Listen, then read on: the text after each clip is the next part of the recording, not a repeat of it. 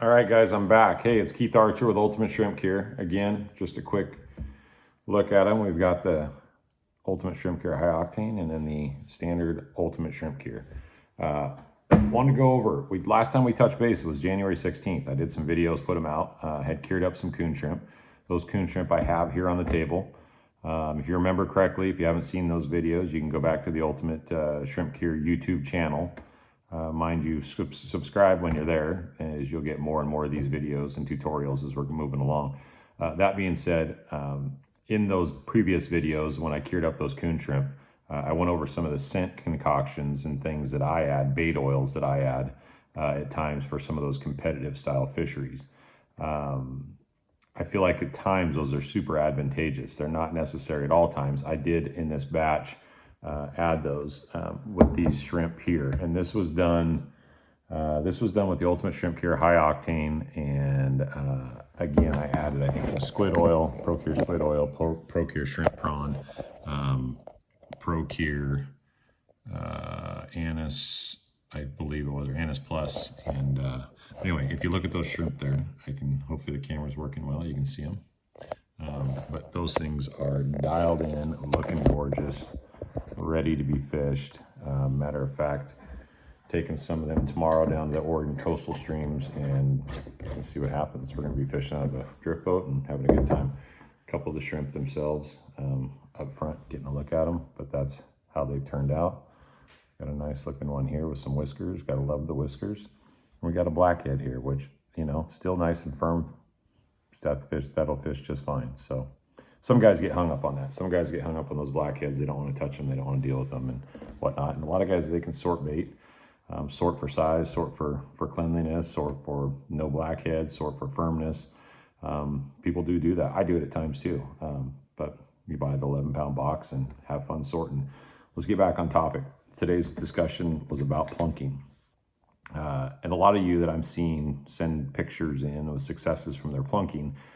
Those are fish pics and stuff like that. I'm seeing some of the setups, and it's a single plunking setup. So you got a single spin glow, single hook, and obviously, logically speaking, it makes sense that, you know, if you could put out two rods, or maybe on the same rod, put out two offerings, to up your odds, right? As those fish are swimming back, one of the reasons we plunk is you've typically got lower visibility, higher water, that sort of thing. So if we have two baits 5 feet apart from each other, odds are if it sees the one bait, it certainly can't see the other, because most times those water clarities are, you know, it could be 6 inches of visibility, it could be 2 feet, 2.5 feet of visibility. So I like to cover more of the bottom, if that makes sense. And at times I'll actually set up where I fish 3 setups. Legally in our state, the state of Washington, you can run 3 hooks, 3 single hooks if you want, in one offering, or you can run 3 single hooks individually. And we do that at times where I'll run 3 single hooks, 3 single setups, 3 spin glows, you know, 3 coon shrimp at one time, and I'll cast those from the shore.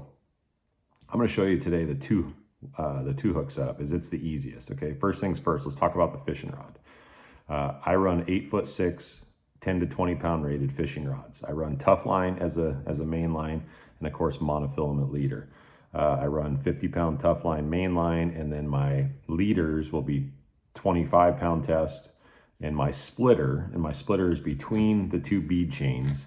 I'll run that at 40-pound test. Okay, so let's talk about that setup and how we do that. All right. First things first is I make my own 3-way swivels, okay? Those 3-ways are either made out of a 6 bead chain, okay? Or they can be made out of a 4 bead chain. Doesn't matter, either one works, all right? So I've got a naked 4 bead chain here, and I've got a 6 bead chain that's fully set up. Now, if you look at the 6 bead chain, we've got a dual lock snap hanging off the 6 bead chain with a barrel swivel, okay? That's effectively does it all. So if any grass or grime is coming down, it'll catch up on your bead chain, but your swivel will always be spinning and capable of spinning because it keeps a lot of the grass out of that swivel. From here, you'll have a leader that runs down to your spin glow. On the upside of this bead chain, we'll go to your main line, and on the downside of this bead chain, we will go to the splitter to the following bead chain. So how do you build them? It's pretty simple, okay? Got that bead chain, and we got this little dual lock snap. and I've taken this apart, this side of it here, the lower side. When I say take it apart, I've just unhinged it so that I can slide my bead chain in, okay? And I'm gonna go in 2 segments, and then I'm gonna close this clip, okay? So that's simple. That dual lock is hanging off there, and then all we do last is we add the barrel swivel, and we close that up. And one thing I like is when you tie your leaders for your spin glows, I can tie 6, 8, 10 leaders with different colored spin glows, and then all I gotta do is unclip my barrel swivel, okay, that's tied to my leader, and then clip on my next barrel swivel that's tied to my leader with the spin glow color that I may be choosing in that moment. I'm going to take you over to the ground on my floor here, and I've got a setup that I've laid out. It's kind of unorthodox. It's hard to put it on a table. It's hard to do that sort of thing, but I trimmed it off one of my rods. I brought it in, I laid it on the floor, and I'm going to walk you through from the start of it being the actual main line, okay? So again, where are we at here? Here, this side, sorry, spinning you guys around, getting busy. Main line to the top, okay? And then we've got the 3-way. Got a leader that comes down to my spin glow. Again, you guys have seen this spin glow in the past, one of my favorites. Pink head, pink body, black dots, and of course, black wings, okay? Hopefully you can see that. I'm pointing at the ground. Back up here, we've got the splitter, okay? Running a 5-foot section across the splitter to my second 6 bead chain. Again, could be 4 or 6, whatever you choose to do. And you can see here, the last time I fished this was down in the Columbia River, okay? You can see some of the moss and some of the algae that's come down and tied up into some of these. And one thing that's really nice is you very rarely, if ever, will have anything knot up, or bead chains or barrel swivels are able to get clumped up to where it spins your leader up too tight. But off the bottom of this 6-way, I've got a larger hot shot clip, typically the size of like a quick fish, you know, type clip that you'd use on the front of a quick fish. And I run a 3, 4, 5, or 6 ounce pyramid off the bottom of that. And then we have our leader, okay, coming to my second setup, which is my second favorite spin glow. Silver body, orange top, black wings again, guys, black wings.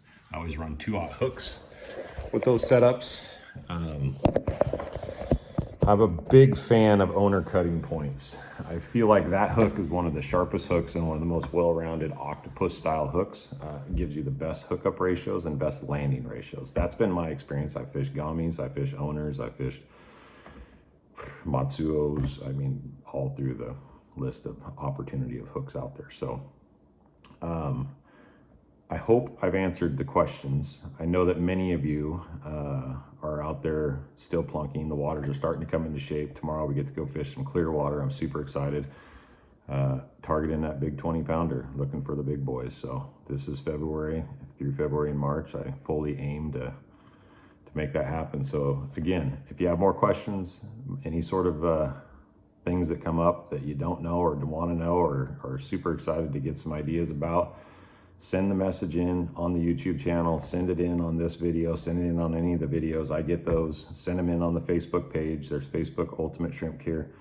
There's TikTok Ultimate Shrimp Cure, Instagram Ultimate Shrimp Cure, and then of course on the other side of things, don't forget, when you do catch them hens, throw the Ultimate Egg Cure itself on, the old original. That's it. She's out there and available too. And that too, we have a Facebook, social media as far as Instagram, and then also there is a YouTube channel for Ultimate Egg Cure as well. Not as much in egg season right now, but hey, if I catch a hen in the next 2 days of fishing, we'll be doing a video on more curing eggs. So that's it for today. If you have questions, send them in. Talk soon.